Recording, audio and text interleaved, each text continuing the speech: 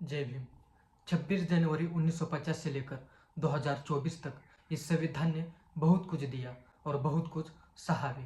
कई नए कानून बनाए गए और कईयों में सुधार भी किए गए जो हालातों को देखकर किए गए हैं। आज 26 जनवरी 2024, इन 74 सालों में हमारे संविधान की मंजिल बहुत ही कठिन रही है। भारत का संविधान लोगों के नैसर्गिक अधिकारों की किताब है, यानी कुदरत ने जो हर एक सजीव को स्वतंत्रता बहाल की है वही संविधान ने दिया है। इंडियन कॉन्स्टिट्यूशन हर एक भारतीय की रक्षा करता है, उसके मौलिक अधिकारों की रक्षा करता है। भारतीय संविधान स्वतंत्रता, समानता और बंधुता प्रस्तावित करता है, लेकिन इन्हीं मूल्यों को आज देश में पांव के नीचे कुचला जा रहा है। देश के लोगों में एकता खत्म होती जा रही है। समानता, सर्वधर्म समभाव की जगह धार्मिक कट्टरता को बढ़ावा दिया जा रहा है। आज सोशल मीडिया पर कमेंट में एक दूसरे के प्रति जहर उगला जा रहा है। देश का युवा कट्टर और गलत रास्ते पर चला जा रहा है और ये गरीबी, अनएम्प्लॉयमेंट, गंदी राजनीति की वजह से है। युवाओं की संख्या हमारे इंडिया में बहुत है।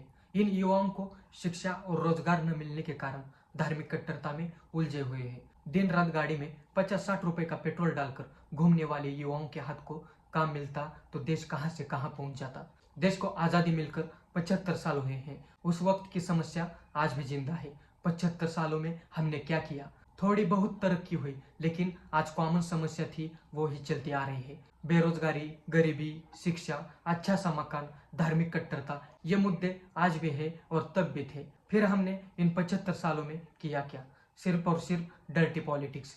मेरा महाराष्ट्र आज से पहले ऐसा कभी भी नहीं था जो आज इन लोगों ने कर दिया है। मेरे महाराष्ट्र ने इस देश को हमेशा दिशा दिखाई है, उसी महाराष्ट्र का बिहार बना के रखा है। पॉलिटिक्स की बात करें तो जय भीम। मैं बुद्धभूषण गायकवाड़ आपका स्वागत करता हूं हमारे इस यूट्यूब चैनल में। मित्रों, आप सभी को गणतंत्र दिवस की बहुत बहुत शुभकामनाएं। अभी तक आपने इस चैनल को सब्सक्राइब नहीं किया है तो जरूर सब्सक्राइब करें। इस वीडियो को ज़्यादा से ज़्यादा लाइक, शेयर और कमेंट करना है।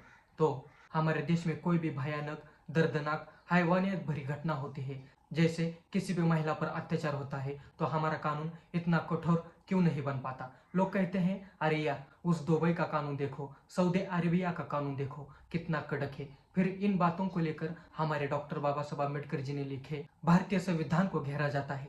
कहा जाता है संविधान बदलो, इसमें कुछ दम नहीं है। कड़क कानून बनाओ, इन बलात्कारियों को जिंदा जला दो, फांसी दो। तो मित्रों, वीडियो की शुरुआत में मैंने आपको यही बोला है कि हमारे युवाओं को शिक्षा न देने के कारण वो भटक रहे हैं। अगर आपको स्कूल में ही संविधान सिखाया होता तो आप जैसे युवा ऐसी बातें ना करते। तो देखिए, 26 जनवरी 1950 को डॉक्टर बाबा साहब आम्बेडकर जी ने लिखे संविधान के जरिए इस देश को चलाया जाता है और भारतीय दंड संहिता 1860 के तहत किसी भी मुजरिम को सजा दी जाती है। इन दोनों में बहुत ज्यादा अंतर है।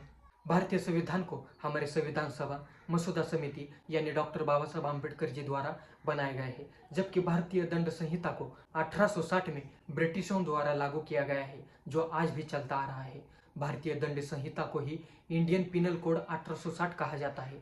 शॉर्ट फॉर्म में आईपीसी कहा जाता है। क्या है आईपीसी और संविधान का उद्देश्य? आईपीसी का उद्देश्य है सार्वजनिक व्यवस्था और सुरक्षा बनाए रखने के उद्देश्य से अपराधों को परिभाषित और दंडित करता है।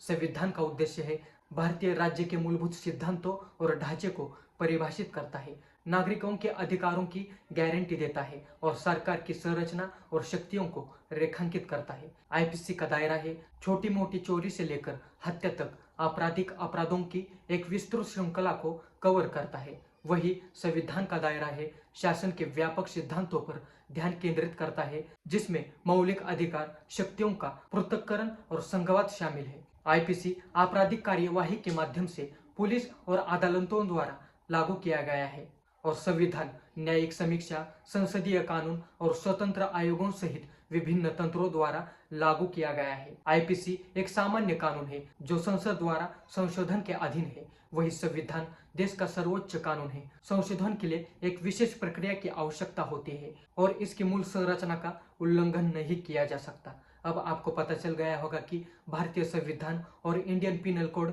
क्या है। अब इस देश में कोई भी आपराधिक चीजें होती है तब उन लोगों को ये बात बताना या सीधे सीधे उन्हें ये वीडियो भेज देना। फिर से आप सभी को भारतीय गणतंत्र दिवस की लक्ष्य शुभकामनाएं। जय भीम।